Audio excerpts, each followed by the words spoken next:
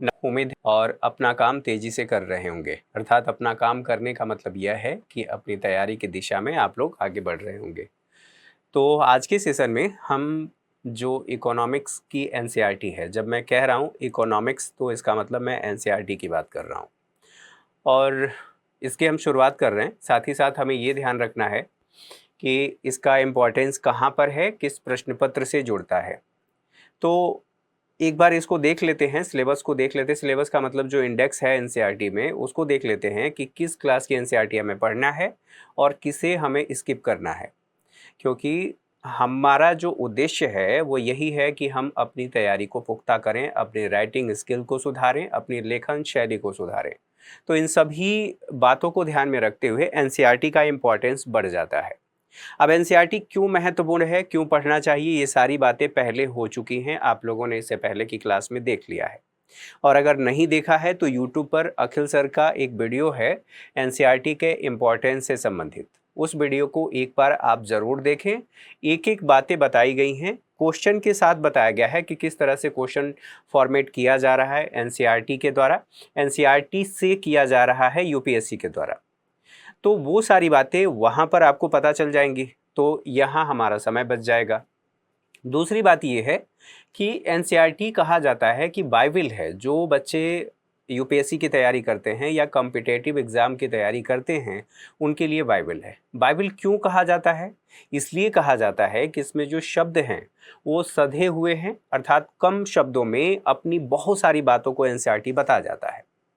अब दिक्कत ये है, बच्चों के सामने समस्या क्या आती है कि वो इन बातों को समझ नहीं पाते, क्योंकि कम शब्दों में।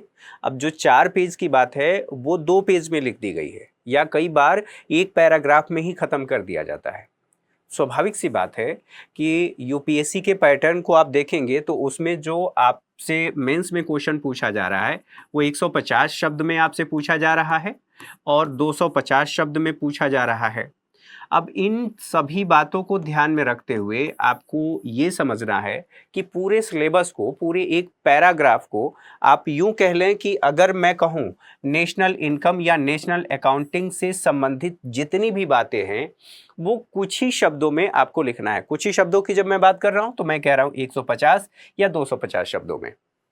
अब इन सभी बातों को ध्यान में रखते हुए जो पैटर्न है, आपको इस पूरे लेसन या पूरे इस अध्याय का क्रक्स आपको इतने में देना है।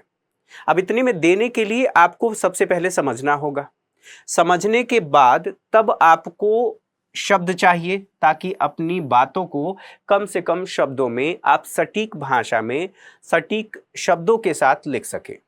अर्थात कहने का मतलब ये है कि आप ऐसे भी कई बार आप लोगों ने सुना होगा कि टू द पॉइंट लिखना। तो टू द पॉइंट तभी आप लिख पाएंगे जब उन सभी बातों से, उन सभी तथ्यों से, उन सभी अवधारणाओं से, उन सभी फैक्ट से अवगत होंगे। तो यहाँ पर ध्यान ये रखना है कि एनसीईआरटी में हमें क्या नहीं मिलेगा और क्या मिलेगा। तो क्या नहीं मिलेगा तो इससे संबंधित जो आंकड़े हैं, आंकड़े वो ध्यान रखेंगे।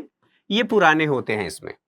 जैसे मान लीजिए कि 1960 की बात कर लिया जाए। 1960 में भारत की जीडीपी कितनी थी, थोड़े समय के लिए मान लेते हैं, या जनसंख्या कितनी थी। तो ये आंकड़ा जो इसमें अपडेट नहीं है तो इसलिए आपको इसको ध्यान नहीं रखना है। हाँ, जहां पर आपको तुलनात्मक रूप से बताना है कि 1960 में हमारी जो जनसंख्या थी या हमारी जो जीडीपी थी वो कितनी थी, और अभी अगर 2023 की हम बात करें तो 2023 में हमारी जीडीपी कितनी है। जैसे हमने लगातार समावेशी विकास की दिशा में कार्य किया है।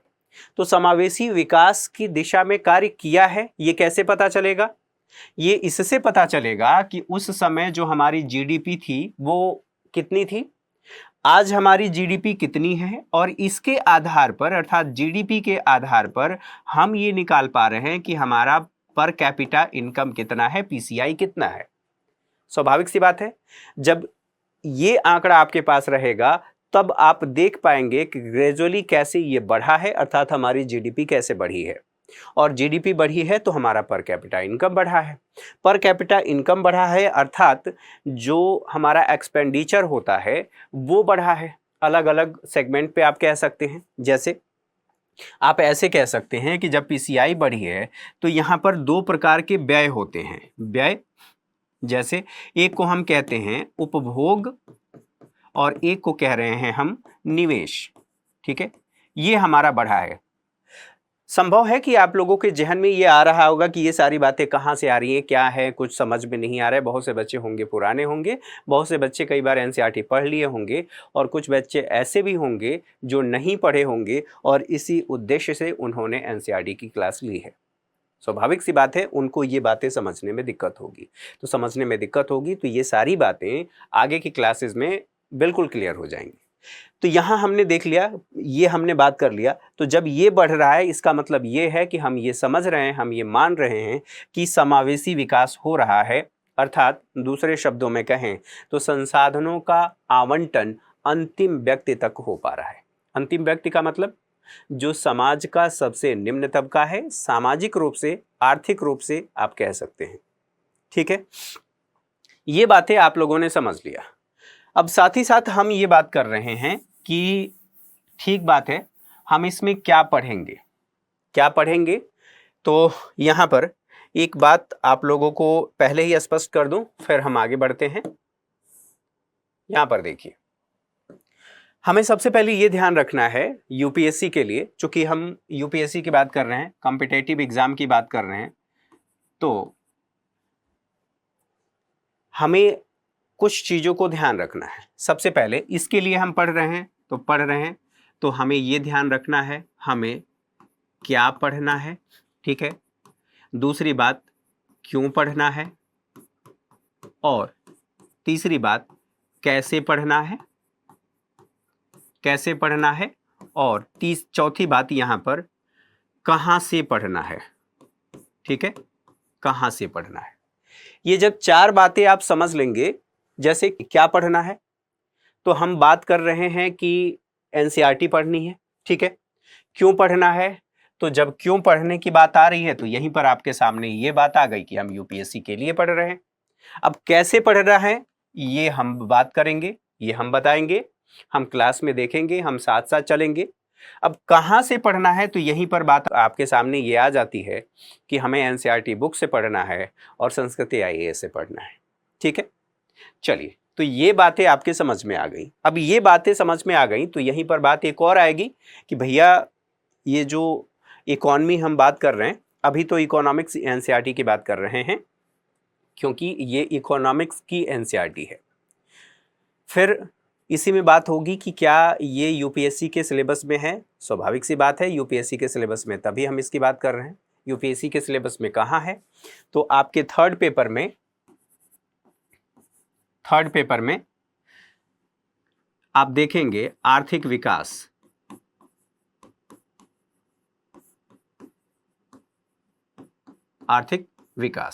ठीक है, मतलब यहां पर किसकी बात की जा रही है, मुख्य परीक्षा की बात की जा रही है। आप मुख्य परीक्षा में इसको देखेंगे और प्रारंभिक परीक्षा में भी देखेंगे। तो जो इससे संबंधित अवधारणाएं हैं और उन अवधारणाओं को ध्यान में रखते हुए जो प्रश्न का नेचर देखेंगे, अर्थात प्रीवियस ईयर पेपर की जब मैं बात कर रहा हूं तो दोनों की बात कर रहा हूं। इसमें प्रारंभिक परीक्षा और मुख्य परीक्षा दोनों शामिल है। और साथ ही साथ इंटरव्यू की भी बात होती है कि क्या एनसीईआरटी इंटरव्यू में महत्व रखती है। स्वाभाविक सी बात है, महत्व रखती है। आपसे एग्जामिनर पूछ देगा कि आप अपने बारे में संक्षेप में बताएं।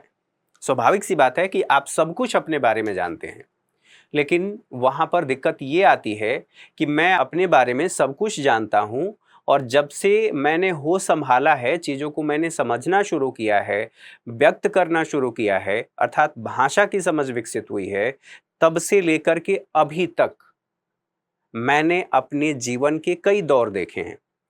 अच्छा बुरा हो सकता है, वो पर्सन टू पर्सन वेरी कर सकता है कि एक व्यक्ति का जो जीवन काल रहा है, अभी तक का जीवन काल वो कैसा रहा है, परिस्थितियां निर्धारित करती हैं, परिस्थितियों पर निर्भर करता है, तो वो पर्सन टू पर्सन वेरी करता है। आप सब कुछ जानते हैं, लेकिन आपसे कह दिया जाए कि केवल 200 शब्दों में लिखिए। स्वाभाविक सी बात है, आपके पास इतना डेटा होगा और आपके पास इतनी सारी बातें होंगी, आप ये सोचने के लिए मजबूर हो जाएंगे कि इतनी सारी बातें मैं कुछ ही शब्दों में कैसे व्यक्त करूं। तो वही बातें एनसीईआरटी सिखाती है कि अपनी बातों को कैसे व्यक्त किया जाएगा, किन शब्दों का चयन किया जाएगा, ये बात आप लोगों को यहाँ पर समझ लेनी है। तो अब हम ये देख लेते हैं कि हमें क्या पढ़ना है। ठीक है, क्या पढ़ना है, इसी में आप लोगों के सामने ये जो एनसीईआरटी है क्लास 9 से ये शुरू होती है और इसमें कौन कौन से लेसन हैं इनको देख लेते हैं। और हाँ, ये भी ध्यान रखना है कि हम उसी एनसीईआरटी को और उसी लेसन को पढ़ेंगे, उसी चैप्टर को पढ़ेंगे, आप ऐसे कह सकते हैं, जो हमारी परीक्षा के लिए महत्वपूर्ण है। अर्थात यूपीएससी या कॉम्पिटिटिव एग्जाम की बात की जाए तो उसके लिए जो महत्वपूर्ण है हम उसी को पढ़ेंगे। तो यहाँ पर ये क्लास 9 आपको दिख रहा है, अगर यहाँ पर विजिबल है तो ठीक है। हाँ, ये देखिए, ये क्लास 9 कक्षा 9 के लिए पाठ्य पुस्तक है। अर्थशास्त्र इस पे लिखा है, इंग्लिश में इकोनॉमिक्स इसको कहेंगे। यहाँ पर जो पहला अध्याय है ये पालमपुर गांव की कहानी बताता है। दूसरा जो अध्याय है संसाधन के रूप में लोगों को बताता है। साथ ही साथ निर्धनता क्या है एक चुनौती के रूप में। और चौथा अध्याय जो है भारत में खाद्य सुरक्षा। अभी ये मत देखिए कि ये क्या लिखा है, इसका मतलब क्या होता है। अभी केवल हम ये देख लेते हैं कि किन किन लेसन को हम पढ़ने वाले हैं, किस किस एनसीईआरटी को पढ़ने वाले हैं, फिर उसके बाद हम आगे बढ़ते रहेंगे। अगली बात, यहाँ पर कक्षा 10 की एनसीईआरटी है। यहाँ पर देखिए कक्षा 10 लिखा हुआ है।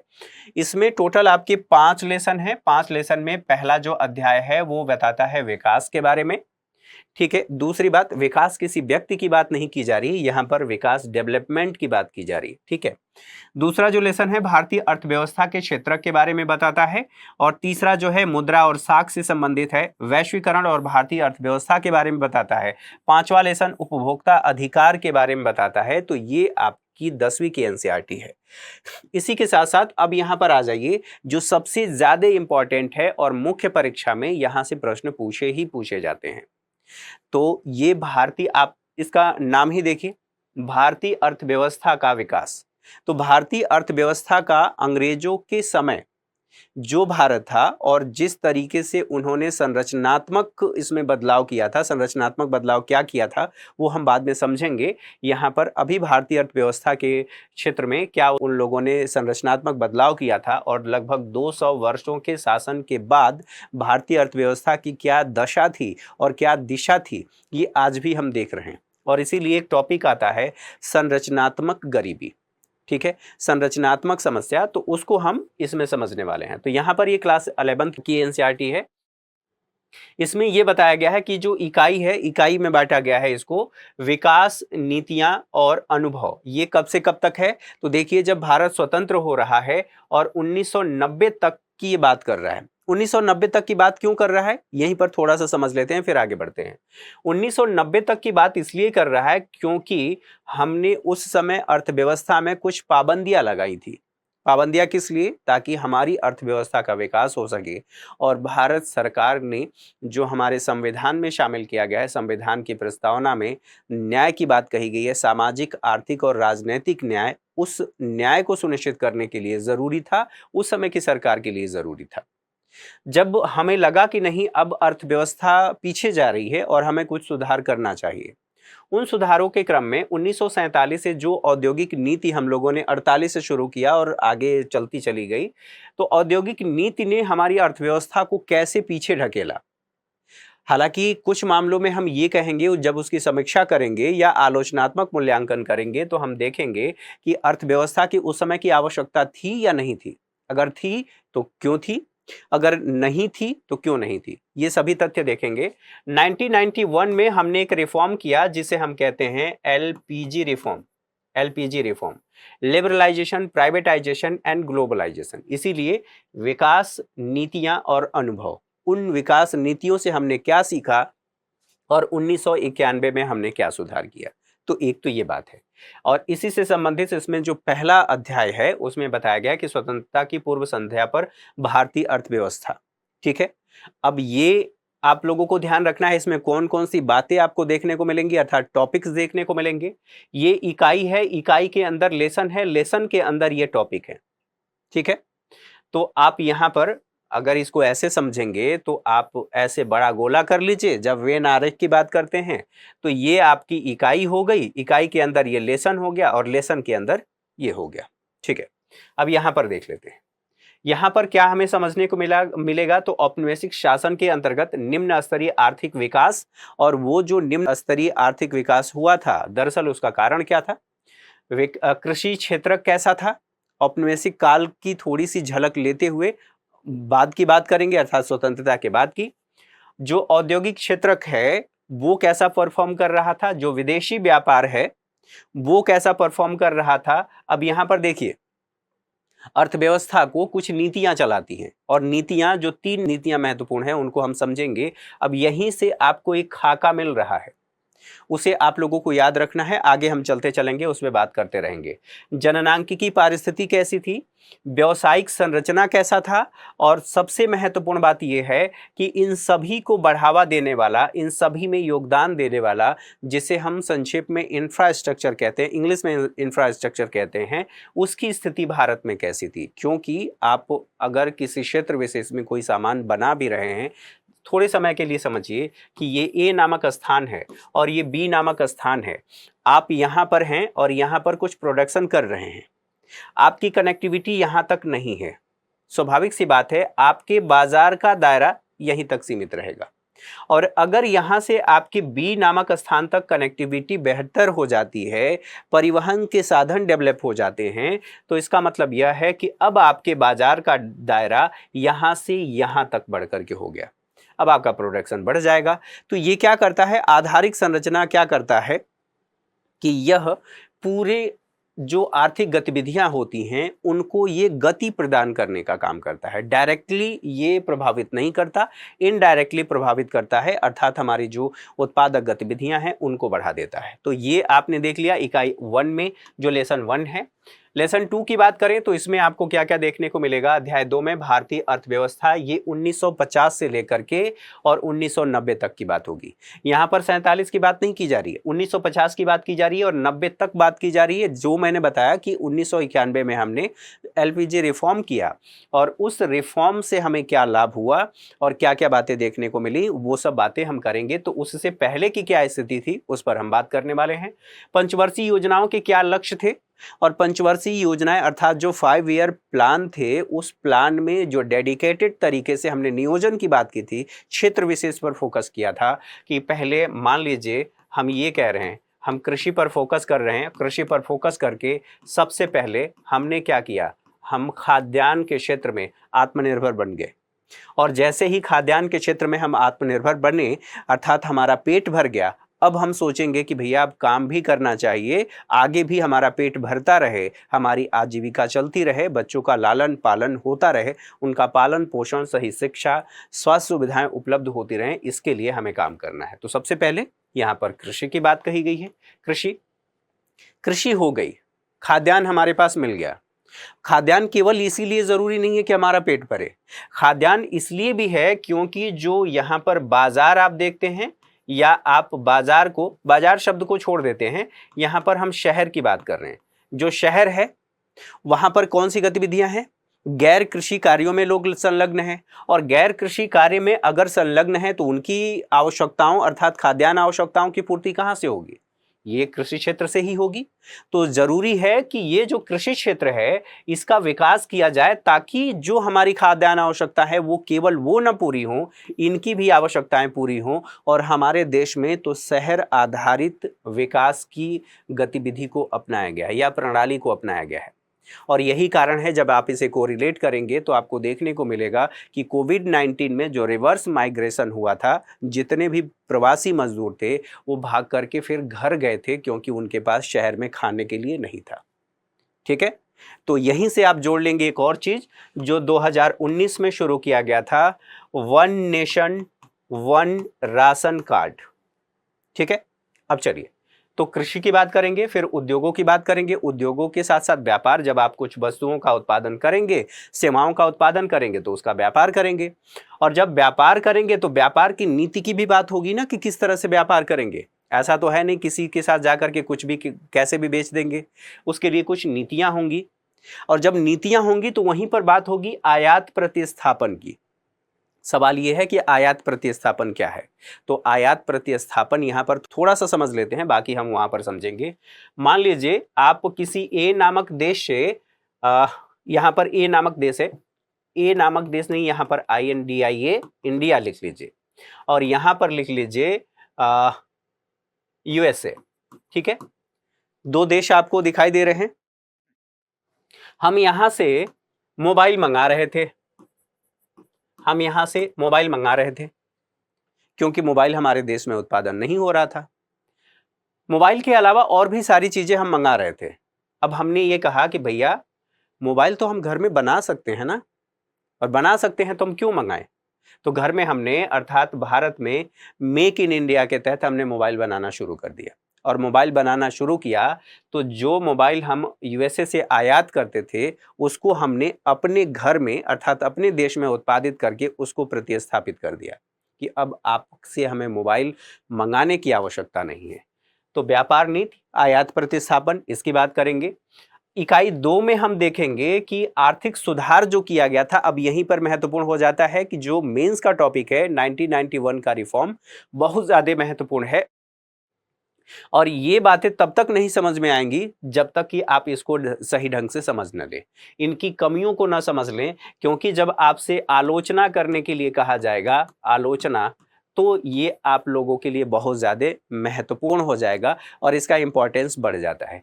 आलोचनात्मक मूल्यांकन के लिए, चर्चा करने के लिए, विश्लेषण करने के लिए, ठीक है, तथ्यतः परीक्षण करने के लिए कह दिया जाए, टिप्पणी करने के लिए कह दिया जाए, इत्यादि बातें। ठीक है, तो आर्थिक सुधार 1991 से जो हुआ है उसमें अध्याय 3 में हम क्या बात करेंगे, जो मैंने पहले बताया कि उदारीकरण, निजीकरण, वैश्वीकरण, इसकी एक समीक्षा देखेंगे। समीक्षा कैसी? समीक्षा का सीधा सीधा सा मतलब यह है कि पॉजिटिव, निगेटिव, और फिर उसके बाद निष्कर्ष निकालना। तो यहां पर हम देखेंगे कि ये जो उदारीकरण, निजीकरण और वैश्वीकरण अपनाया गया, दरअसल इसका भारतीय अर्थव्यवस्था पर क्या प्रभाव पड़ा। भारतीय अर्थव्यवस्था के साथ साथ समाज पर प्रभाव, समाज की बात होगी तो उसमें लोग आ जाएंगे। ठीक है, हमारे कल्चर पर क्या प्रभाव पड़ा, लगभग सभी सेगमेंट पर क्या प्रभाव होगा। और जब हम इसकी समीक्षा की बात करेंगे तो इसी से आप जब सोशल जस्टिस पढ़ेंगे तो सोशल जस्टिस के क्वेश्चन के भी जो कुछ तथ्य हैं वो यहाँ से आपको मिल जाएंगे। ठीक है, तो अर्थव्यवस्था का एक सेगमेंट है, आर्थिक क्षेत्र में क्या प्रगति हुई, आर्थिक क्षेत्र में क्या नुकसान हुआ, कल्चर में इसने क्या योगदान दिया। और यहीं पर एक और बात हो जाएगी कि केवल कल्चर की ही बात नहीं है, अर्थव्यवस्था या आर्थिक गतिविधि लगभग हमारे जीवन के सभी पहलुओं को प्रभावित करती है। और अगर जीवन के सभी पहलुओं को प्रभावित कर रही है तो इसका मतलब ये है कि हम मुख्य कारक के रूप में जो इकोनॉमिक एक्टिविटीज़ हैं उनको हम शामिल करेंगे। अब सवाल आपके जहन में आ रहा होगा कि इकोनॉमिक एक्टिविटीज़ कहते किसको हैं। तो आर्थिक गतिविधि वह सभी गतिविधि हैं जिसमें मुद्रा शामिल हो। मुद्रा शामिल होने का मतलब, मान लीजिए आपके और मेरे बीच में कोई लेन देन हो रहा है, तो लेन देन होने का मतलब उसमें मुद्रा स्वाभाविक सी बात है कि शामिल होगा। आपने संस्कृति IAS का NCERT कोर्स खरीदा, हम क्या कर रहे हैं, इकोनॉमिक एक्टिविटीज़ है। अगर कोई रोजगार दे रहा है वो भी इकोनॉमिक एक्टिविटीज है। कैसे? क्योंकि वो रोजगार दे रहा है तो जो एम्प्लॉयर है वो उसको पेमेंट करेगा, और जो एम्प्लॉय है वो उसको सेवा देगा या वो उसके बदले वस्तु बनाएगा। तो यहाँ पर समीक्षा की बात होगी, इसकी पृष्ठभूमि की बात होगी, उदारीकरण, निजीकरण, वैश्वीकरण, सुधारकालीन जो भारतीय अर्थव्यवस्था थी उसमें क्या क्या हमें सुधार, क्या क्या उसके नकारात्मक पक्ष थे, वो सारी बातें यहाँ पर होगी। इकाई 3 में यहाँ पर बात होगी कि भारतीय अर्थव्यवस्था की जो वर्तमान चुनौतियां हैं वो कौन सी हैं। ठीक है, यहाँ पर भारत में मानव पूंजी का निर्माण। अब मानव पूंजी का निर्माण कैसे होता है, एक ओवरऑल आपको व्यू देने की कोशिश कर रहा हूं ताकि आप लोगों को यह पता चलता रहे कि आगे हम लोगों को क्या पढ़ना है। जब यहां पर मानव पूंजी की बात की जा रही है, न कि रिसोर्सेज या संसाधन की बात की जा रही है, संसाधन की बात की जा रही है। तो यहां संसाधन की बात की जाए, संसाधन किसको कहते हैं? संसाधन यहीं पर 3 प्रकार के होते हैं। ठीक है, एक को कहते हैं प्राकृतिक संसाधन, ठीक है, एक प्राकृतिक है, एक मानव संसाधन है और एक मानव निर्मित संसाधन है। ठीक है, एक मानव निर्मित है। तो 3 प्रकार के संसाधन यहीं पर बात होती है। अब मान लीजिए इन सबको हटा देते हैं और जो सेकेंड वाला था जिसको हम कह रहे हैं कि मानव भी एक संसाधन है। अब मानव संसाधन, मानव ये पूंजी में कैसे बदलेगा? ये पूंजी कब होगा? तो मानव संसाधन, मानव पूंजी तब होगा जब उसका स्किल डेवलपमेंट होगा। जैसे आपने सामान्य तौर पे जो आपकी एकेडमिक पढ़ाई हुई है, आपने केवल और केवल बीए कर लिया है, कोई टेक्निकल नॉलेज आपके पास नहीं है। अब टेक्निकल नॉलेज नहीं है तो इसका मतलब क्या है कि आप बाजार में जाकर के डिमांड नहीं कर सकते कि मुझे रोजगार चाहिए, क्योंकि बाजार के अनुकूल आपके पास नॉलेज नहीं है। तो यहां पर जब मानव संसाधन में, अर्थात जो व्यक्ति है उसको हम टेक्निकली रूप से या तकनीकी रूप से दक्ष बना देते हैं, जिसके लिए एक सटीक शब्द है कौशल विकास कर देना या स्किल डेवलपमेंट कर देना। तो जब आप स्किल डेवलपमेंट कर देंगे तो इसका मतलब यह है कि वो क्या बन गया? अब वो मानव संसाधन था, अब पूंजी बन गया। ठीक है, तो यहां पर बात होगी भारत में जो पूंजी निर्माण है, और ये जो पूंजी है मानव पूंजी, यही कार्य करेगा। और कार्य करेगा तो इसमें कि ये किसमें योगदान देगा? तो जो हमारी जीडीपी है इसके विकास में योगदान करेगा। अर्थात आप ऐसे कह सकते हैं कि ये अर्थव्यवस्था के विकास में योगदान करेगा। ठीक है, तो यहां पर मानव पूंजी क्या है ये समझेंगे। मानव पूंजी के स्रोत कौन कौन से हैं, मानव पूंजी और मानव विकास क्या होता है, भारत में मानव निर्माण की स्थिति क्या है, मानव पूंजी निर्माण की स्थिति क्या है, शिक्षा पर सार्वजनिक व्यय, अर्थात सरकार ने शिक्षा को बढ़ावा देने के लिए, क्योंकि जब हम बात कर रहे हैं कौशल विकास, तो कौशल विकास तभी होगा जब शिक्षा होगी, और शिक्षा तभी बढ़ेगा जब सरकार इस पर खर्च करेगी, क्योंकि सबके पास वो संसाधन है नहीं, न्यूनतम संसाधन नहीं है। तो यहीं पर सार्वजनिक व्यय। अब यहां पर सार्वजनिक व्यय का मतलब क्या है? सार्वजनिक व्यय का सीधा सीधा सा मतलब यह है कि जनता सरकार को टैक्स देती है, और सरकार उसी टैक्स से कलेक्ट किए गए पैसे को किसी कार्य में खर्च करती है। तो खर्च कर रही है तो किसका पैसा है? जनता का पैसा है। यानी कि किसके द्वारा किया जा रहा है और कौन दे रहा है? जनता दे रही है, सरकार कर रही है। और सरकार कर रही है इसीलिए, और जनता दे रही है इसीलिए उसको कहा गया है कि यह क्या है? सार्वजनिक व्यय है। और सार्वजनिक व्यय में वृद्धि करके हम कैसे इसको आगे बढ़ा रहे हैं या इसका विकास कर रहे हैं, लोगों को सुविधाएं उपलब्ध करा रहे हैं। अब यहां पर बात होगी भविष्य की संभावनाएं इसमें क्या है, मानव पूंजी निर्माण में, ये भी यहां पर देखेंगे। अब यहां पर कुछ और बातें, जो पांचवा लेसन है ग्रामीण विकास की बात होगी। अब ग्रामीण अर्थव्यवस्था भी तो है, और कोविड-19 में अगर आप लोगों ने पढ़ा होगा और थोड़ा सा आप लोगों ने आसपास की खबरों पर नजर रखी होगी, तो आपको पता होगा कि केवल एकमात्र यही क्षेत्र था जो सकारात्मक ग्रोथ दर्ज कर रहा था कोविड-19 के काल में। नहीं तो अर्थव्यवस्था के बाकी सभी सेक्टर, 2 सेक्टर की बात करेंगे, हालांकि 5 होते हैं अर्थव्यवस्था के सेक्टर। जो तीसरा होता है जिसको हम थर्ड कह रहे हैं, इसको हम कह रहे हैं सर्विस सेक्टर। इसमें हम 2 क्लासिफिकेशन करते हैं, या अर्थात 2 भाग में इसको बांट करके देखते हैं। इसी को फोर्थ और फिफ्थ कह देते हैं। ठीक है, मतलब सर्विस सेक्टर का ही यह डिवीजन होता है। तो अभी यहां पर देख लेते हैं कि ग्रामीण अर्थव्यवस्था के विकास में ग्रामीण विकास क्या है, ग्रामीण क्षेत्रों में साख और विपणन की क्या गतिविधियां थी, कृषि विपणन व्यवस्था कैसी हैं, कैसी थी, जो उत्पादक गतिविधियां हैं उनका विविधीकरण कैसे किया गया, और धारणीय विकास की बात की जाए, जैविक कृषि की बात की जाए, तो इस दिशा में हमने क्या कदम बढ़ाया है और पहले हमने क्या काम किया था। ठीक है, अध्याय 6 की बात करें तो रोजगार समृद्धि की बात होगी, क्योंकि बिना रोजगार के अगर हम समृद्धि कर रहे हैं तो इसका मतलब यह है कि रोजगार विहीन हम समृद्धि कर रहे हैं। तो यहाँ पर रोजगार समृद्धि, औपचारीकरण और अन्य मुद्दे। औपचारीकरण का मतलब यह है कि उसे सिस्टम में लाना, आप ऐसे समझिए आसान भाषा में, सिस्टम में लाना। श्रमिक और रोजगार से संबंधित बातें, लोगों की रोजगार में भागीदारी कितनी है, स्वनियोजित तथा भाड़े के श्रमिक, फर्मों, कारखानों और कार्यालयों में रोजगार की क्या स्थिति है या रही है, समृद्धि एवं परिवर्तनशील रोजगार संरचना की बात करेंगे। यहाँ पर भारतीय श्रम बल का औपचारीकरण उसकी बात करेंगे, और जो बेरोजगारी की समस्या है उस पर बात करेंगे, सरकार और रोजगार सृजन इस पर हम बात करेंगे। साथ ही साथ अध्याय 7 में हम बात करेंगे पर्यावरण और धारणीय विकास। अब यहाँ पर सस्टेनेबल सतत विकास की बात हो गई है, यहाँ धारणीय विकास, ऐसा विकास जो धारण कर सके, उसको हम धारणीय विकास कह रहे हैं। ठीक है। आगे चल करके जब सतत विकास सस्टेनेबल डेवलपमेंट की बात करेंगे तो उसमें हम समझेंगे एक ऐसा विकास कि हमारी वर्तमान आवश्यकताएं तो पूरी हो ही, साथ ही हम ऐसा विकास करें जिससे भविष्य की पीढ़ी की आवश्यकताओं के साथ हम समझौता ना करें, अर्थात उनके लिए भी संसाधन उपलब्ध हो। मान लीजिए हमारे पास पानी है, एक नेचुरल रिसोर्स है, हम पानी का इस तरह से और इतना दोहन न करें कि वो कुछ ही वर्षों में खत्म हो जाए और आगे आने वाली पीढ़ियों के लिए न तो पेयजल रहे, न अन्य कार्यों के लिए पानी बचे।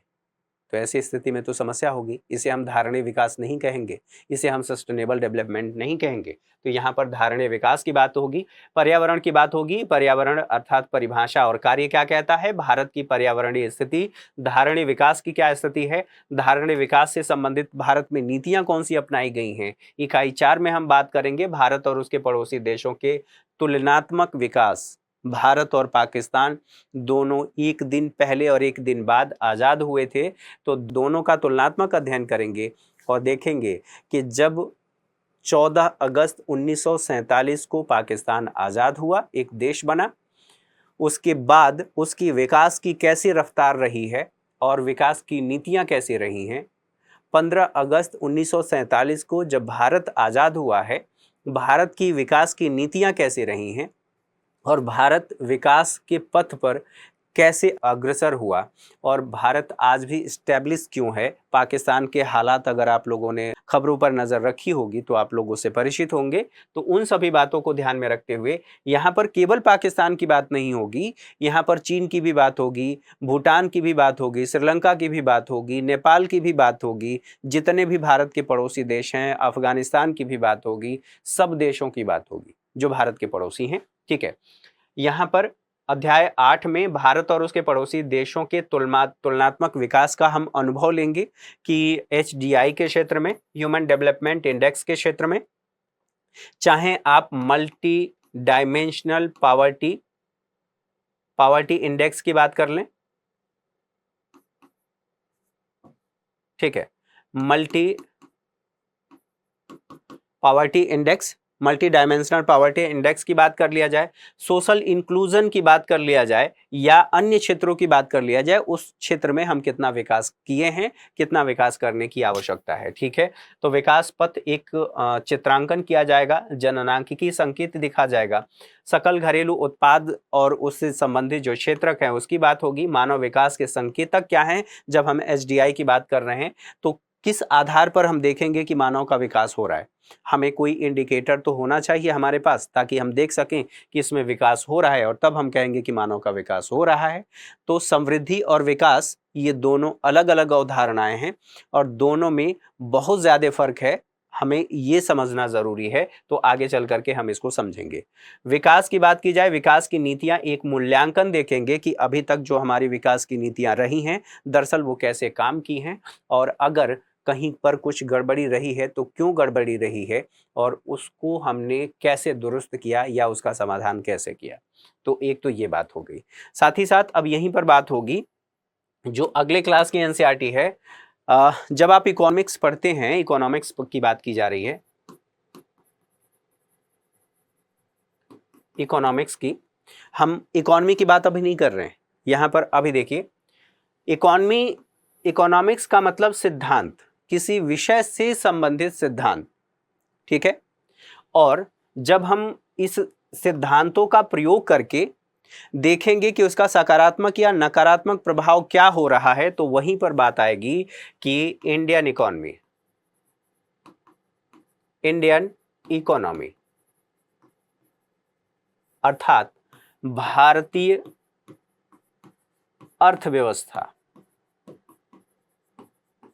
हम क्या कह रहे हैं, भारतीय अर्थव्यवस्था। क्लियर है। अब यहां पर देखें तो जैसा कि मैंने बताया कि इकोनॉमिक्स है, इकोनॉमिक्स में इसको दो भागों में बांट करके हमको पढ़ना पड़ता है। इसको कहते हैं, एक को मैक्रो और एक को कहते हैं मैक्रो इकोनॉमिक्स। इसको आप ऐसे कह सकते हैं, हिंदी में अगर लिखना चाहें, समझना चाहें तो, चूंकि हिंदी मीडियम की क्लास है तो यहां पर एक को कहा जाता है व्यष्टि और एक को कहा जाता है समष्टि। इसको क्रमशः अगर आप करेंगे तो ऐसे कर सकते हैं, कोई दिक्कत नहीं है। अब यहीं पर इसको समझ लेते हैं, फिर आगे बढ़ते हैं। देखिए, मैंने कहा कि एक जो अर्थशास्त्र है, अर्थशास्त्र, इसे हम दो भागों में बांट करके देख रहे हैं। एक को हम कह रहे हैं समष्टि अर्थशास्त्र और एक को कह रहे हैं हम व्यष्टि अर्थशास्त्र।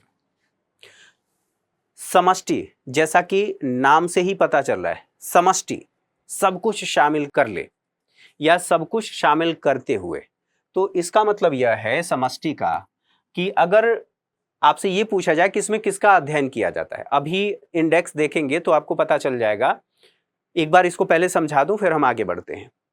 समष्टि का सीधा सीधा सा मतलब यह है कि वह सभी गतिविधियां, वह सभी नीतियां और वह सभी कार्य, वह सभी योजनाएं जो संपूर्ण अर्थव्यवस्था को प्रभावित करती हैं, उसे हम समष्टि अर्थशास्त्र कहते हैं।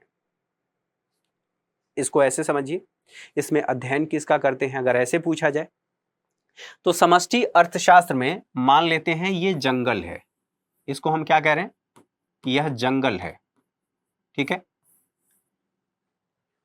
पूरे जंगल का अगर हम अध्ययन करते हैं कि नीतियों का प्रभाव क्या हो रहा है, या जंगल को, पूरे जंगल को प्रभावित करने वाली नीतियां कौन सी हैं या कौन सी होनी चाहिए या कौन सी हो सकती हैं, तो इसको हम कहेंगे कि यह समष्टि अर्थशास्त्र है। तो आसान भाषा में समष्टि अर्थशास्त्र में हम किसका अध्ययन करते हैं, तो जंगल का अध्ययन करते हैं। और अब आ जाइए अपने ओरिजिनल वर्ड पे, सब्जेक्ट से संबंधित। समष्टि अर्थशास्त्र में उन सभी गतिविधियों का अध्ययन किया जाता है जो संपूर्ण अर्थव्यवस्था को प्रभावित करती हैं।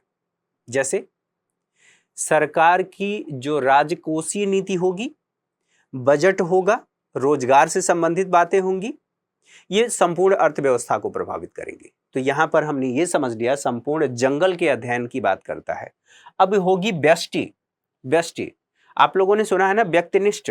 व्यक्तिनिष्ठ का मतलब एक व्यक्ति की ये बात है, ये तो व्यक्तिनिष्ठ अवधारणा है, ऐसे कहा जाता है ना। तो व्यक्तिनिष्ठ अवधारणा है, अर्थात पर्सन टू पर्सन ये वेरी करता है, एक व्यक्ति की बात कर रहा है ये। तो यहां पर व्यक्तिनिष्ठ का मतलब ये है कि जब हम समष्टि में पूरे जंगल का अध्ययन कर रहे हैं तो इस जंगल में कई सारे पेड़ होंगे ना, जंगल में कई सारे पेड़ होंगे, और उन पेड़ों का जब हम अध्ययन करना शुरू कर देंगे कि एक पेड़ कैसा है, क्या है, कैसे रिएक्ट करता है, तो वो हम कहेंगे कि वो व्यष्टि अर्थशास्त्र होगा। कहने का मतलब ये है कि अर्थव्यवस्था की एक यूनिट का या एक इकाई का अध्ययन जब हम करना शुरू कर देंगे तो वहीं पर व्यष्टि अर्थशास्त्र आ जाता है। अर्थात जो नीतियां हैं उनका क्या प्रभाव हो रहा है, अर्थात एक व्यक्ति कैसा, अर्थात उपभोक्ता अर्थव्यवस्था में कैसा व्यवहार करता है, उत्पादक कैसा व्यवहार करता है, उपभोक्ता कैसे बचाने की कोशिश करता है, उत्पादक कैसे लोगों तक, अधिकतम लोगों तक पहुंचने की कोशिश करता है, वो यह सोचता है कि किस वस्तु का निर्माण करें या उसे बनाएं जिससे अधिक से अधिक उपभोक्ता तक हम पहुंच सके या अधिक से अधिक उपभोक्ताओं को लाभ पहुंचा सके। तो यहाँ पर समष्टि और व्यष्टि, और इसी में से एक एनसीईआरटी है यहाँ पर आपके सामने, व्यष्टि अर्थशास्त्र एक परिचय। यह 12वीं क्लास की एनसीईआरटी है और इसी एनसीईआरटी में आप बात करेंगे यहाँ पर कि जो पहला है जो परिचय दिया गया है, सामान्य अर्थव्यवस्था के बारे में कह रहा है। अर्थव्यवस्था की केंद्रीय समस्याएं क्या हैं, अब केंद्रीय समस्याएं अभी नहीं बता रहा हूं, अब उसको आगे चल करके जब हम पढ़ेंगे तब वहां पर समझेंगे। आर्थिक क्रियाकलापों का आयोजन कैसे किया जाता है, केंद्रीकृत योजनाबद्ध अर्थव्यवस्था कैसी होती है, बाजार अर्थव्यवस्था कैसी होती है, और साथ ही साथ यहाँ पर बात होगी कि सकारात्मक तथा आदर्श अर्थशास्त्र क्या होता है, व्यष्टि अर्थशास्त्र और समष्टि अर्थशास्त्र पुस्तक की योजना क्या है, और उपभोक्ता के व्यवहार के सिद्धांत की भी बात होगी, क्योंकि हम इसमें व्यष्टि की बात कर रहे हैं। और जब व्यष्टि की बात करें तो एक उपभोक्ता अर्थव्यवस्था में कैसा व्यवहार करता है, ठीक है। यहाँ पर गणनावाचक उपयोगिता का विश्लेषण किया जाएगा, क्रमवाचक उपयोगिता का विश्लेषण, उपभोक्ता के बजट की भी बात होगी। तो कुछ इसमें से ऐसी बातें हैं जो आपके सिलेबस से कहीं पर भी जुड़ती नहीं है, तो उन बातों को हम स्किप कर देंगे, ठीक है, क्योंकि अपना समय जाया करने का कोई मतलब नहीं है। तो यहाँ पर देखें, यहाँ और कहा जा रहा है उपभोक्ता बजट, बजट सेट एवं बजट रेखा, बजट सेट में बदलाव, उपभोक्ता का इष्टतम चयन कैसे किया जाए, मांग, मांग वक्र और मांग का नियम देखा जाएगा, अधिमान वक्रों तथा बजट बाध्यताओं से मांग वक्र की व्युत्पत्ति इत्यादि बातें यहाँ पर आपको देखने को मिलेंगी। अधिगम वक्रों की बात, सामान्य तथा निम्न स्तरीय वस्तुएं क्या होती हैं, स्थानापन्न और पूरक वस्तुएं क्या होती हैं, मांग वक्र के शिफ्टिंग की बात होगी, मांग वक्र की दिशा में गति और मांग वक्र के शिफ्ट होने की बात होगी, बाजार मांग की बात होगी। और जब बाजार मांग की बात होगी तो यहीं पर आप जब इकोनॉमी पढ़ेंगे तो उसमें बाजार की शक्तियों की बात होती है, उसको भी आप देखेंगे। मांग की लोच क्या कहती है, रैखिक मांग वक्र की दिशा में लोच क्या होता है, किसी वस्तु के लिए मांग की कीमत लोच के निर्धारण करने वाले जो कारक हैं उसकी बात होगी, लोच तथा व्यय की बात होगी। और इसके साथ साथ यहीं पर उत्पादन तथा लागत की बात होगी कि अगर उत्पादन लागत बढ़ता है तो उससे वस्तुओं की कीमतों पर क्या प्रभाव होता है और उपभोक्ता पर क्या प्रभाव होता है। उत्पादन फलक की बात होगी, अल्पकाल और दीर्घकाल की बात होगी, कुल उत्पाद और औसत उत्पाद तथा सीमांत उत्पाद, कुल उत्पाद, औसत उत्पाद, सीमांत उत्पाद, ह्रासमान सीमांत उत्पाद नियम तथा परिवर्ती अनुपात नियम। साथ ही यहाँ पर कुल उत्पाद, सीमांत, वही सारी बातें यहाँ पर रिपीट की जा रही है। पैमाने का प्रतिफल, लागत क्या होता है, अल्पकालीन लागत क्या होता है, दीर्घकालीन लागत क्या होता है, पूर्ण प्रतिस्पर्धा की स्थिति में फर्म का सिद्धांत क्या कहता है, इसको हम समझेंगे। संप्रति इसके परिभाषिक लक्षण के बारे में बात करेंगे, लाभ की स्थिति के बारे में बात करेंगे, साथ ही साथ इससे संबंधित कुछ टॉपिक जो होंगे हमें छोड़ना पड़ेगा क्योंकि वो आपके एग्जाम से रिलेटेड नहीं है, ठीक है। अब यहाँ पर देख लेते हैं, यहाँ बाजार संतुलन, ये भी एक बार देख लेंगे, कुछ बातें जो इसमें शामिल हैं जो हमारे काम की हैं। साथ ही साथ अब बात होगी समष्टि अर्थशास्त्र की, इसके परिचय की बात होगी। तो इसमें समष्टि अर्थशास्त्र का उद्भव कैसे होता है और समष्टि अर्थशास्त्र की वर्तमान पुस्तक का संदर्भ देखा जाएगा। अब यहीं पर राष्ट्रीय आय का लेखांकन, जिसे नेशनल इनकम ऑफ अकाउंटिंग कहा जाता है, ये कैसे कार्य करता है, ये क्यों हमारे लिए ज़रूरी है, इन सभी विषयों को उसी में हम लोग समझने वाले हैं, ठीक है। समष्टि अर्थशास्त्र की कुछ मूलभूत संकल्पनाएं हैं, उनको देखा जाएगा। आय का वर्तुल प्रवाह, राष्ट्रीय आय की गणना की विधियां कौन सी हैं ये देखेंगे। और इसी में आपको ये बता दे रहा है उत्पाद अथवा मूल्यवर्धित विधि, व्यय विधि व आय विधि।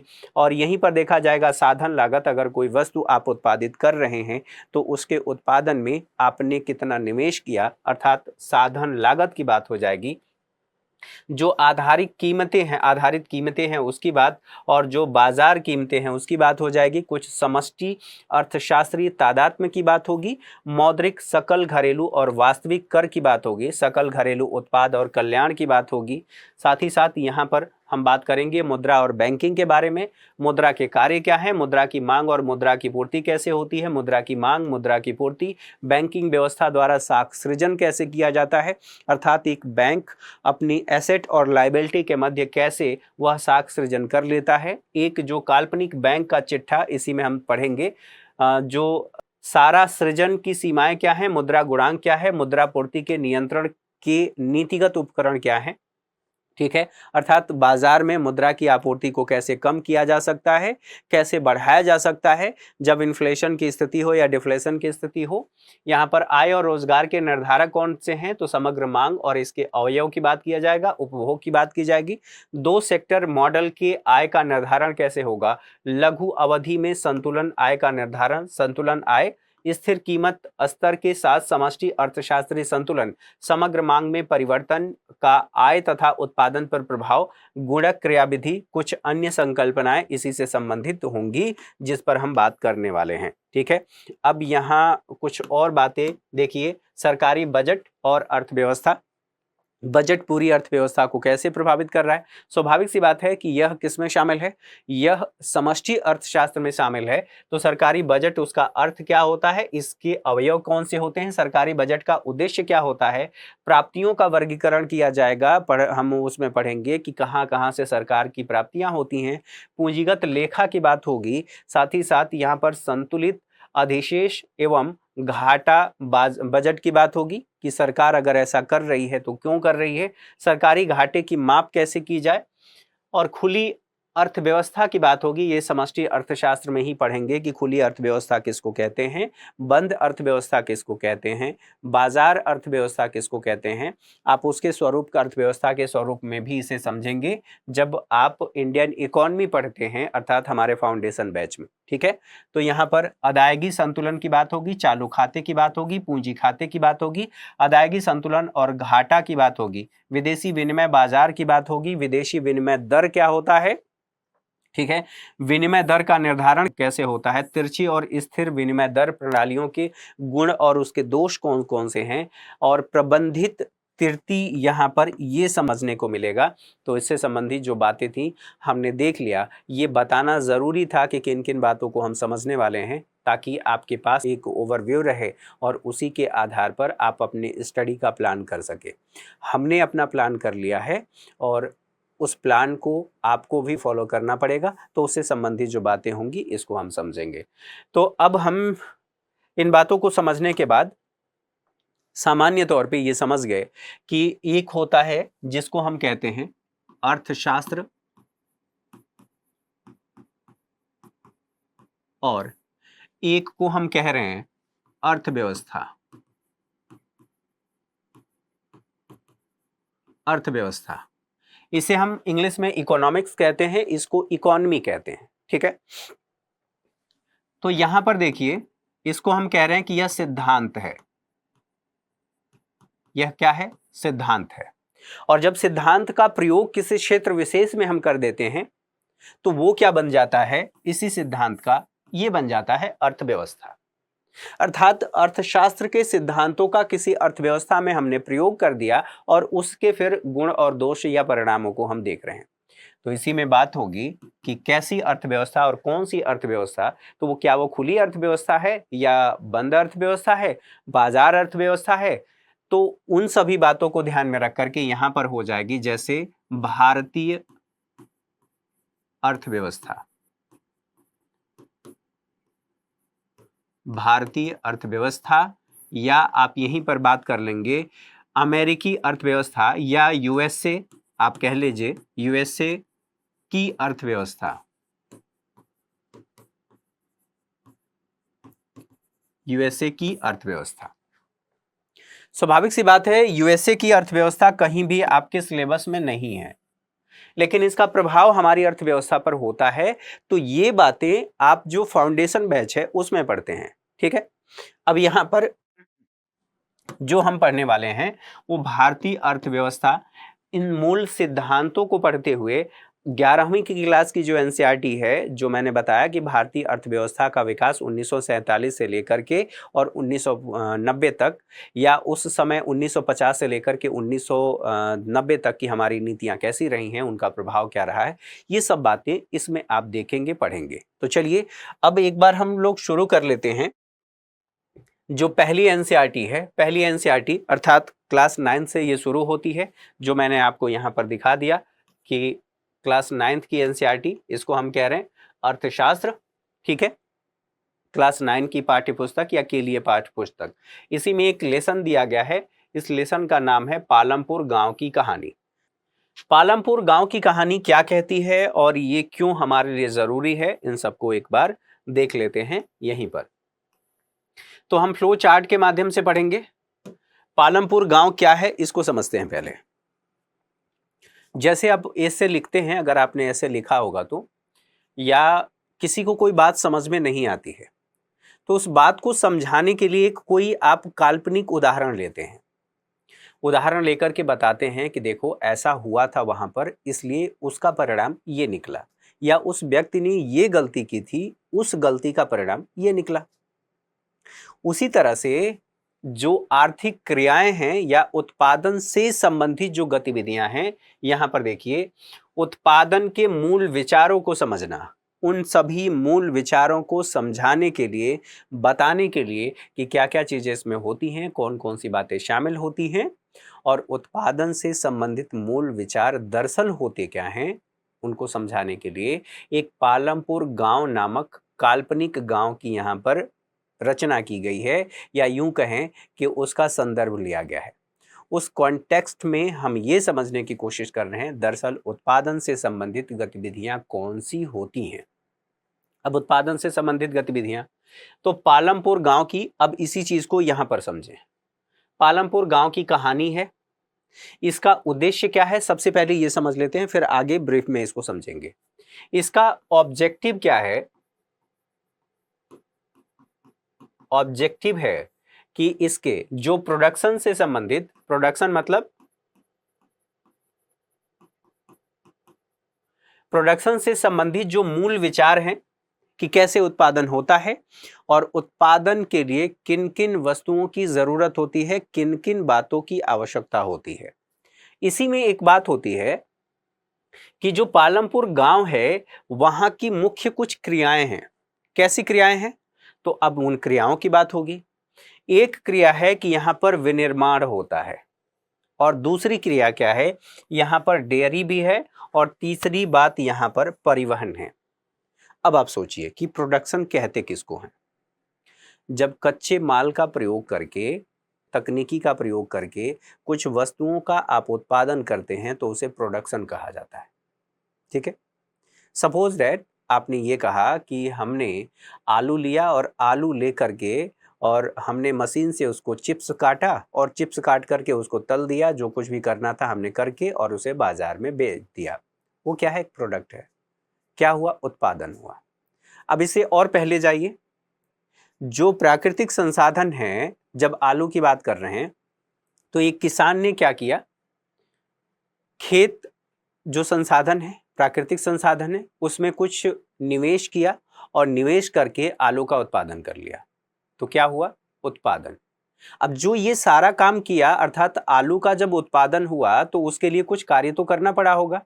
जैसे यहां पर हम कह रहे हैं प्रोडक्शन, ठीक है, प्रोडक्शन हुआ, लेकिन प्रोडक्शन में हमें किन किन बातों की जरूरत थी, किन किन चीजों की आवश्यकता थी? मान लीजिए हमें यहाँ पर सीड चाहिए था, बीज चाहिए था, बीज के साथ साथ हमें और क्या चाहिए था?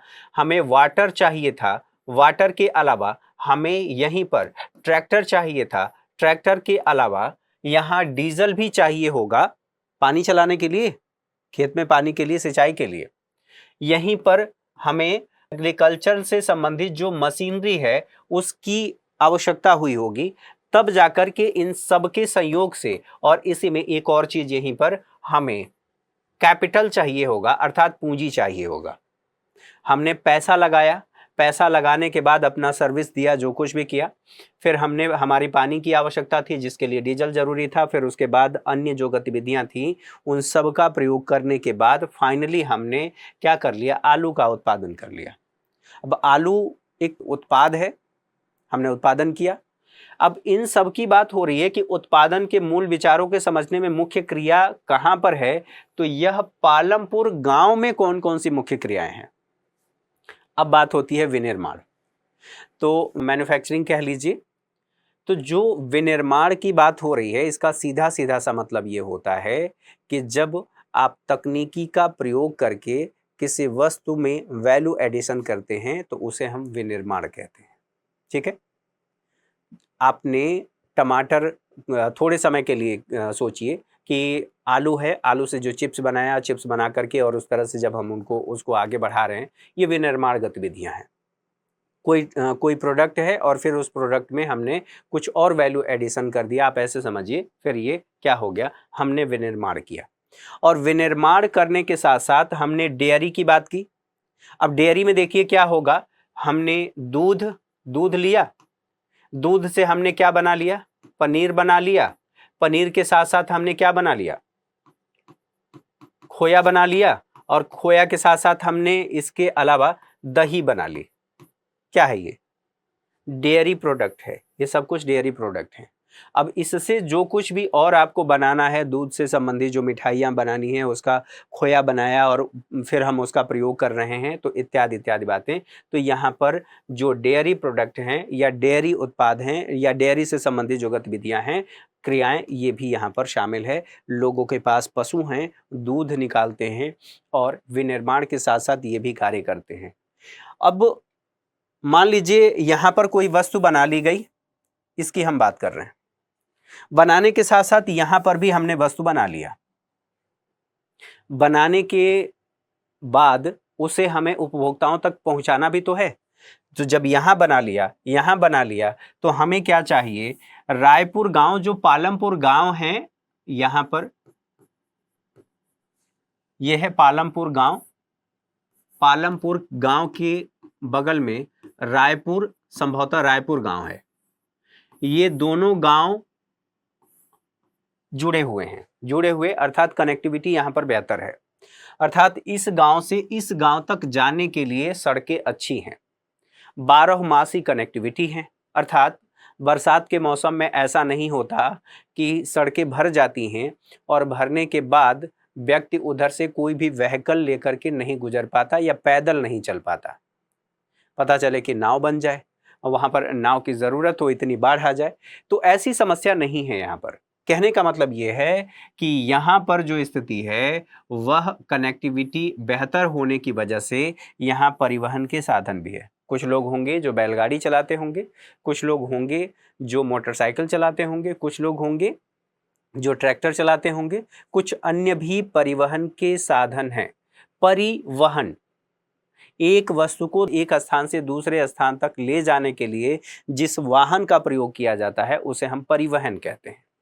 ठीक है, तो परिवहन यहां से अर्थात एक स्थान से दूसरे स्थान तक वस्तुओं को ले जाने के लिए, सेवाओं को ले जाने के लिए प्रयोग किया जाता है। यहां पर उत्पादन हो रहा है, विनिर्माण हो रहा है। यहां पर आप ये कह रहे हैं कि डेयरी है और डेयरी के साथ साथ इन सब को हम एक स्थान से दूसरे स्थान तक अर्थात नज़दीकी बाजार या मार्केट तक पहुंचा पा रहे हैं, क्योंकि हमारे पास बेहतर कनेक्टिविटी है, अर्थात जो परिवहन के साधन है वो उपलब्ध है। ठीक है, अब परिवहन के साधन के साथ साथ यहीं पर बात होगी कि ठीक बात है, और कौन सी हमें गतिविधियां यहां पर देखने को मिलती हैं। तो उत्पादन की क्रियाएं क्या हैं? उत्पादन की क्रियाओं में हमें ध्यान रखना है कि सबसे पहले हमारे पास रिसोर्सेज होने चाहिए, अर्थात संसाधन होने चाहिए। संसाधन कितने प्रकार के होते हैं? तो जैसा कि मैंने बताया यहां पर संसाधन, और संसाधन शुरू में ही मैंने आप लोगों को बताया कि 3 प्रकार के होते हैं। एक तो प्राकृतिक होंगे, एक मानव संसाधन होगा, और मानव संसाधन के साथ साथ मानव निर्मित संसाधन होगा। ठीक है, तो मानव निर्मित संसाधन। अब यहाँ जो संसाधन उपलब्ध है उत्पादन की क्रियाओं के लिए, जैसे मैंने कहा कि जब उत्पादन होगा तो उत्पादन के लिए हमें सबसे पहले क्या चाहिए? हमें भूमि चाहिए। जैसे मैंने कहा कि आलू का उत्पादन, उसके लिए हमारे पास क्या होना चाहिए? जमीन होनी चाहिए। आप यहाँ पर भूमि की बात कर लीजिए। ठीक, प्राकृतिक संसाधन है तो यहाँ पर प्राकृतिक संसाधन। अब इस भूमि पर हमने आलू का उत्पादन किया, जो कुछ भी किया हमने, गेहूं या जो कुछ भी उत्पादन किया, मानव निर्मित वस्तुएं। अब जब हमने यहां पर उत्पादन कर लिया, उत्पाद के बाद हमने रोटी बना ली या चिप्स बना लिया या ब्रेड बना लिया, तो आप ऐसे समझिए वो मानव निर्मित वस्तुएं हो गई। मानव निर्मित वस्तुएं क्यों हैं? क्योंकि हम उसका प्रयोग अपने लाभ के लिए, अपनी सुविधा के लिए कर रहे हैं। जैसे ट्रैक्टर मानव निर्मित वस्तु है, किस लिए किया है? अपनी सहायता के लिए किया है, तो मानव निर्मित वस्तुएं। और मानव प्रयास, इन दोनों कार्यों को अर्थात भूमि पर आलू का उत्पादन या गेहूं का उत्पादन करने के लिए हमने क्या किया कि किसको नियोजित किया? तो मानवीय प्रयास से, मानवीय सभी गतिविधियों से, अर्थात उसमें जो कुछ भी हमने कार्य किया उसकी वजह से हमें क्या मिला? मानव निर्मित वस्तुएं मिली। तो प्राकृतिक संसाधन का प्रयोग करके और मानवीय प्रयासों के द्वारा हमने मानव निर्मित वस्तुएं तैयार कर ली, और इसके साथ साथ इन सभी कार्यों को करने के लिए हमारे पास क्या होना चाहिए? मुद्रा होना चाहिए। आपके पास ट्रैक्टर नहीं है, आप किसी पड़ोसी से या पड़ोस के गांव से या अपने जो आसपास के लोग हैं जिनके पास ट्रैक्टर हैं, उनसे आप सेवाएं लेंगे। सेवाएं लेने के लिए जब आप सेवाएं लेंगे, यहां पर सेवा लेना, आपने सेवा लिया, सेवा लेने के बदले आपको तो भुगतान तो करना होगा ना, भुगतान करना होगा। भुगतान करेंगे किसमें? भुगतान का माध्यम क्या है? मुद्रा है। तो आपने क्या किया? यहां पर भुगतान किया। अब यहां सोचिए, कोई जरूरी थोड़ी है कि आप जो खेत में उत्पादन कर रहे हैं, गेहूं का उत्पादन कर रहे हैं, मान लेते हैं थोड़ी देर के लिए, गेहूं का जो आप उत्पादन कर रहे हैं अकेले आप कर ले रहे हैं, इसमें आपको किस चीज की जरूरत पड़ेगी? यहां पर सेवा की जरूरत पड़ेगी। किसके? मजदूर के। मजदूर की सेवा की जरूरत पड़ेगी। और जब आपने मजदूर लगाया तो उसको मजदूरी देनी पड़ेगी। देंगे किसमें? मुद्रा में। अर्थात आपको निवेश करने के लिए मुद्रा भी चाहिए। तो यहीं से हम एक बात समझ रहे हैं कि ये जो कार्य हो रहा है, इसको हम कह रहे हैं कि ये जो मुद्रा है, इसके माध्यम से हम निवेश व्यय कर रहे हैं। जो मैंने आपको शुरू में बताया कि दो प्रकार के व्यय होते हैं। कौन कौन से व्यय? इसको ऐसे समझ लेते हैं, व्यय ये दो प्रकार के होते हैं। उपभोग, अर्थात आपने पैसा लिया और कुछ खरीद के खा लिया। आपने बाइक खरीदी, खरीद के उसका उपयोग कर रहे हैं, कार खरीदा, उपयोग कर रहे हैं, तो ये उपभोग है। उपभोग पर आपने व्यय किया। मान लीजिए आपने कोई फैक्ट्री लगाई और वहां से उत्पादन शुरू हो गया, ये क्या है? निवेश व्यय है। ठीक है, निवेश व्यय। ठीक है, तो यहां पर आपने क्या किया? मुद्रा के माध्यम से आपने निवेश किया और इन सभी कार्यों से आपने, इन सभी फैक्टर से आपने सहायता ली और सहायता लेकर के आपने उत्पादन कर लिया किसी वस्तु का। अब यहां पर कहा जा रहा है उत्पादन की क्रियाएं। अब जब यहां पर बात हो रही है कि उत्पादन की क्रियाएं और इसमें संसाधन चाहिए, प्राकृतिक संसाधन, मानव निर्मित संसाधन, मानव प्रयास और मुद्रा, ये संसाधन है। और इन संसाधनों के साथ साथ हम जब इनका समायोजन कर देते हैं, इन सबको एक साथ लाते हैं, तो हमें क्या मिलता है? अर्थात समायोजन से हम वस्तुओं का उत्पादन कर ले रहे हैं और यहां पर सेवाओं का उत्पादन कर रहे हैं। तो अब इसको ऐसे समझ लीजिए, जो हमें आप लोगों ने पढ़ा होगा या आप लोगों को समझना चाहिए। इसको अगर मैं कहूं कि यह उत्पादन के कारक हैं, उत्पादन के कारक हैं। उत्पादन के कारक कौन कौन से होते हैं? तो उत्पादन के कुल 4 कारक होते हैं। एक को हम कह रहे हैं, सबसे पहले हमें क्या चाहिए? भूमि चाहिए। ठीक है, भूमि के साथ साथ हमें दूसरी चीज क्या चाहिए? पूंजी चाहिए। और पूंजी को विस्तार से हम आगे चल के समझेंगे। अभी यहां पर पूंजी में कौन कौन सी चीजें शामिल होती हैं? पूंजी में अभी इसको समझ लेते हैं, आगे के लिए क्लियर रहेगा। तो यहां पर मुद्रा भी शामिल है और यहां मशीन भी शामिल है। जैसे जब आप पूंजीगत निवेश की बात करते हैं या पूंजी की बात करते हैं, तो आपके घर में एक ट्रैक्टर है, वो एक पूंजी तो है।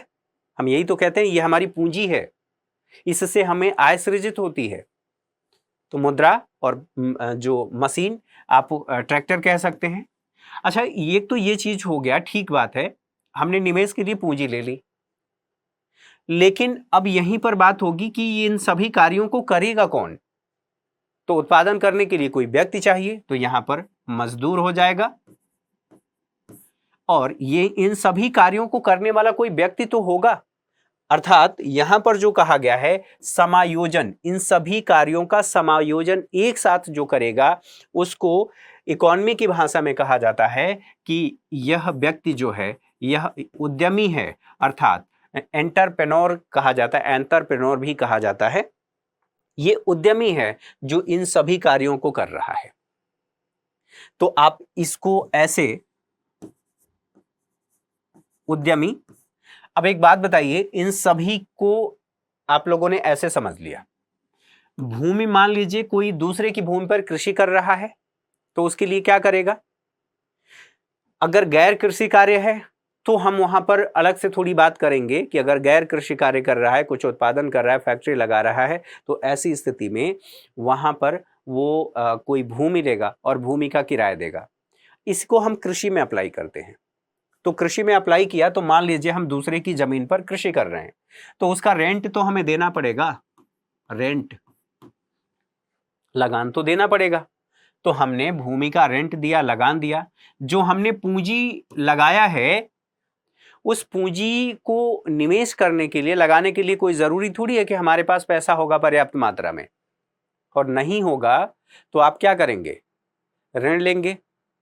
आपके पास दो विकल्प हैं, एक या तो आप ऋण लेंगे या फिर उधार लेंगे। उधार का मतलब होता है कि जिस पर आपको ब्याज न देना पड़े। जैसे आप अपने अपने दोस्त से क्या कहा कि यार मुझे 10,000 रुपए की जरूरत है, दोस्त ने कहा ठीक है ले लो, जब होगा तो दे देना। तो जितना अपने दोस्त से लिया था उतना ही दोस्त को आपने लौटा दिया। तो ये क्या है, इसको हम कह रहे हैं कि यह उधार है। लेकिन आप बैंक में गए और आपने बैंक से कहा कि मुझे ऋण चाहिए, तो बैंक अपनी शर्तों पर देगा और वो आपसे कहेगा कि जो पैसा मैं आपको दे रहा हूं ऋण के रूप में, उस पर आपको एनुअली इतना ब्याज देना पड़ेगा। वो क्या हो गया, वो आपका ऋण हो गया। तो यहां पर आपने जो ये पूंजी निवेश किया है, इस पूंजी पर आपको ब्याज भी तो देना होगा, तो यहीं पर ब्याज की बात हो जाएगी। मजदूर है, इसको मजदूरी देनी पड़ेगी, मजदूरी देनी पड़ेगी।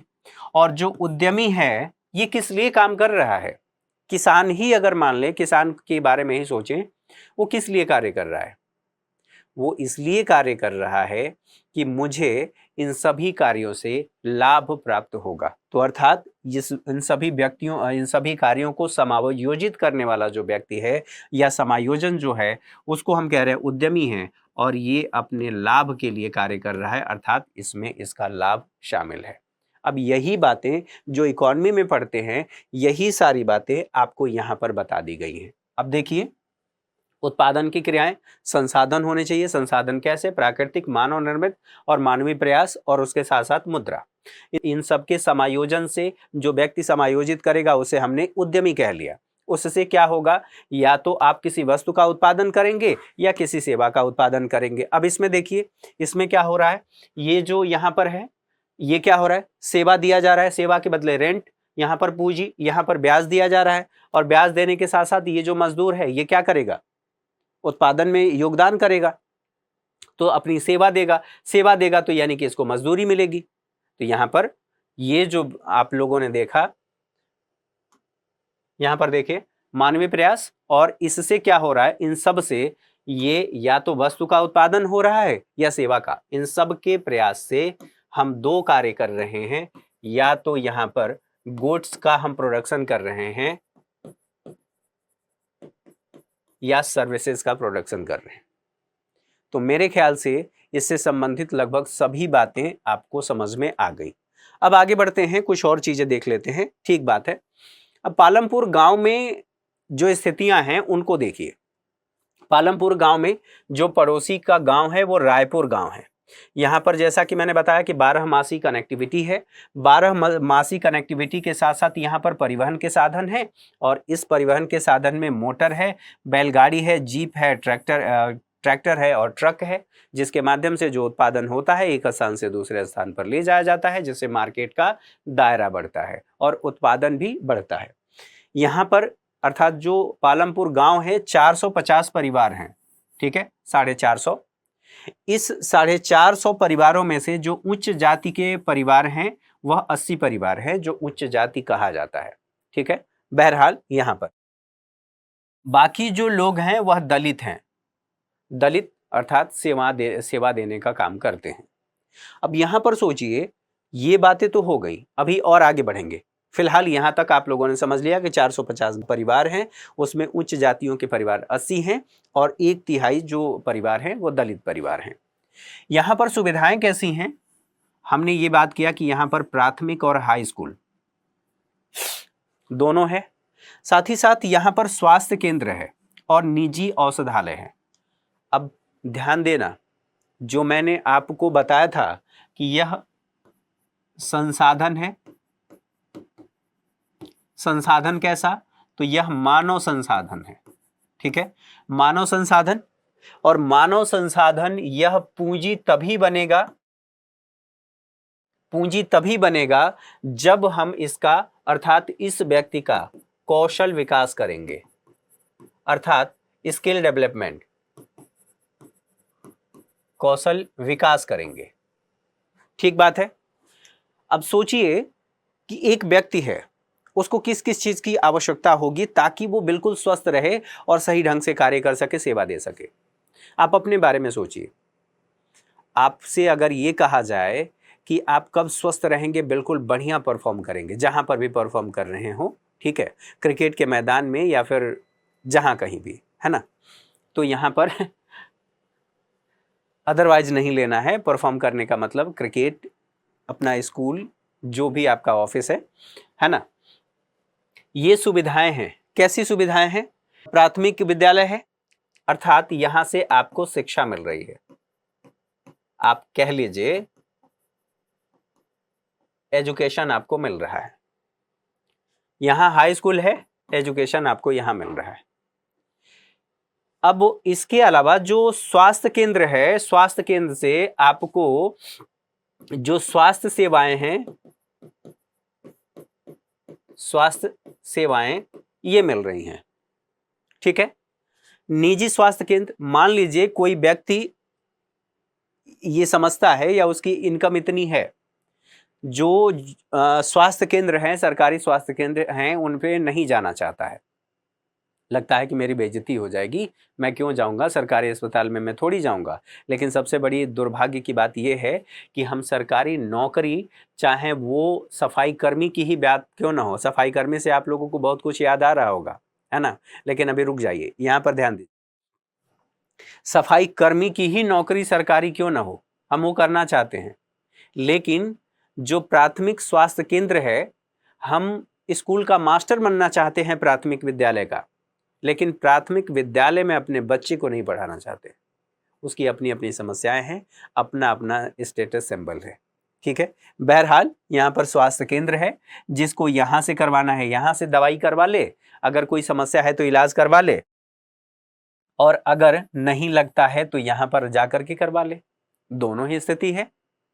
तो कहने का मतलब यह है कि यहाँ पालमपुर गांव में ये फैसिलिटी उपलब्ध है, और इन सभी सेवाओं से वो क्या हो रहा है, मानव संसाधन से मानव पूंजी में तब्दील हो रहा है। स्वस्थ व्यक्ति रहेगा तभी शिक्षा उसके सिर में घुसेगी। कहते हैं ना कि स्वस्थ शरीर में ही स्वस्थ मस्तिष्क का वास होता है। जब शरीर स्वस्थ रहेगा तभी आप आगे की क्रियाएं कर पाएंगे। आगे की क्रियाओं का मतलब क्या है, आप पढ़ाई कर पाएंगे। उसके लिए सबसे पहले ये जरूरी है, और जब आप ये कर लेंगे फिर ये होगा, तो इसका मतलब आप यहां के लिए एलिजिबल हो गए। ठीक है। तो हमने क्या कर लिया, इन सेवाओं के माध्यम से हमने एक व्यक्ति को धीरे धीरे मानव संसाधन से मानव पूंजी में बदलने का काम किया। यहां से स्वास्थ्य सुनिश्चित हुआ, यहां से स्किल डेवलपमेंट हुआ, हमें शिक्षा मिली, हमारा स्किल डेवलपमेंट हुआ। तो ये पालमपुर गांव में हमें देखने को मिल रहा है। ठीक है। एक और बात, उत्पादन का संगठन। जब उत्पादन के संगठन की बात करेंगे तो उत्पादन का उद्देश्य क्या होता है, इसको समझ लें। आप कोई वस्तु बनाते हैं, वो किस लिए बनाते हैं? जैसे एक फैक्ट्री है, फैक्ट्री, अगर कोई कंपनी आप देख लीजिए जो आपके आसपास हो या जो आप जानते हो, जो आपकी पसंदीदा बाइक हो, कार हो, कुछ भी हो, वहां पर यह कहा जा रहा है कि उत्पादन हो रहा है। ठीक है, क्यों हो रहा है भाई? कोई तो उद्देश्य होगा। एक व्यक्ति जो उत्पादक है, इसका उद्देश्य अलग होगा, और जो उपभोक्ता है इसका उद्देश्य अलग होगा। उत्पादक का उद्देश्य क्या होगा? लाभ कमाना। उपभोक्ता का उद्देश्य क्या होगा? उससे सेवा लेना या उपभोग करना, उपयोग करना। कैसा उपयोग करना भाई? किसी भी काम के लिए जिसके लिए बना है। जैसे ट्रैक्टर है, ट्रैक्टर किस लिए है? हम उसे कृषि में प्रयोग करते हैं, हैवी काम लेते हैं। एक बार आप गांव में जाएं और किसी व्यक्ति से ये कहें जिसका दूसरे का ट्रैक्टर हो, आपके घर ना हो, अपना ट्रैक्टर ना हो, उसे हल जोतने के लिए कह लीजिए। तो वो कहेगा, और आपने ये कह दिया गलती से कि थोड़ा हल ज़्यादा लगा दीजिए खेत में, तो वो कहेगा ट्रैक्टर खराब हो जाएगा। अरे भाई, ट्रैक्टर का निर्माण ही उसी उद्देश्य से हुआ है। अब यहां पर समझ में आ गया कि उत्पादन का उद्देश्य क्या है। उत्पादन किया जाएगा, आवश्यक वस्तु किसके लिए है? मानव के लिए। जैसे कार की बात कर लीजिए, कार हो गया, ट्रैक्टर हो गया, ट्रैक्टर हो गया कृषि कार्य के लिए, मोबाइल हो गया। ये हमारी आवश्यकताओं के लिए इसका उत्पादन तो किया गया है ना। तो उत्पादन का उद्देश्य क्या है? आवश्यक वस्तुओं का उत्पादन करना और उस सुविधाओं का लाभ लेना। ठीक है, अब यहां पर बात हो रही है जो उत्पादन होता है, इसमें क्या क्या बातें शामिल होती हैं, जो मैंने आपको पहले ही बता दिया। भूमि शामिल होती है, श्रम शामिल होता है, और इसमें भौतिक पूंजी शामिल होती है, जो मैंने आपको पूंजी बताया। तो इसी में दो तरह की पूंजी होती है। एक होती है जिसको हम कहते हैं स्थायी पूंजी, और एक होती है जो कार्यशील पूंजी होती है। अब यहां पर आप ये सोचेंगे कि अस्थाई क्या है और कार्यशील क्या है। तो यहां पर जब भौतिक पूंजी की बात कर रहे हैं, तो इसमें मैंने आपको बताया कि वो मुद्रा भी शामिल होगा, और अगर कोई उसमें टेक्नोलॉजी या कोई मशीनरी की बात होगी तो वो सब कुछ इसमें शामिल होगा। तो अब देखिए, अस्थाई पूंजी, मान लीजिए कृषि कार्य करने के लिए आपने ट्रैक्टर खरीदा। अब ट्रैक्टर क्या है? आपके लिए पूंजी है, और ट्रैक्टर आपने आज खरीदा, कल वो खराब थोड़ी हो जाएगा, या एक साल में खराब थोड़ी हो जाएगा। अब ये मत कहिएगा कि चलाने के ऊपर डिपेंड करता है। अरे भाई, ट्रैक्टर है, साइकिल थोड़ी है कि कुदा देंगे तो फिर, है ना। तो यहां पर क्या है? अस्थाई पूंजी। आपने जो ट्रैक्टर खरीदा है, मशीन खरीदा है, वो क्या है? अस्थाई पूंजी है, जल्दी खराब होने वाला नहीं है। कुछ और चीजें जो जल्दी खराब हो जाएं, खत्म हो जाए, वो क्या है? कार्यशील पूंजी है। तो ऐसी पूंजी जो एक बार निवेश करने के बाद या एक बार खरीदने के बाद लंबे समय तक सेवाएं दे, वो अस्थाई पूंजी है। और वैसी वस्तुएं या ऐसा सामान जो एक बार उपभोग करने के बाद समाप्त हो जाता है, उसे कार्यशील पूंजी कहते हैं। अब ये बात आपने समझ लिया। यहां पर देखिए, अब इन सभी कार्यों के लिए हमने कहा कि ज्ञान होना चाहिए।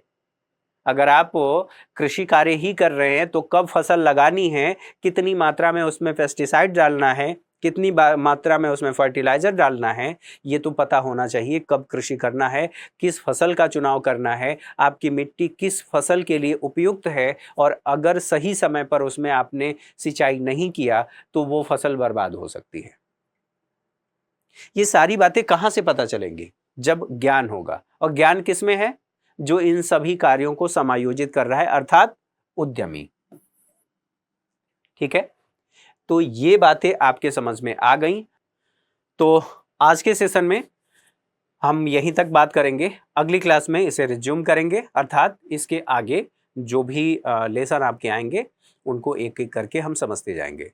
तो आज के सेशन में मेरे साथ इतना ही। अगली क्लास में मुलाकात होगी। नमस्कार। अपना ध्यान रखिए, अपनों का ध्यान रखिए, और पढ़ाई करते रहिए।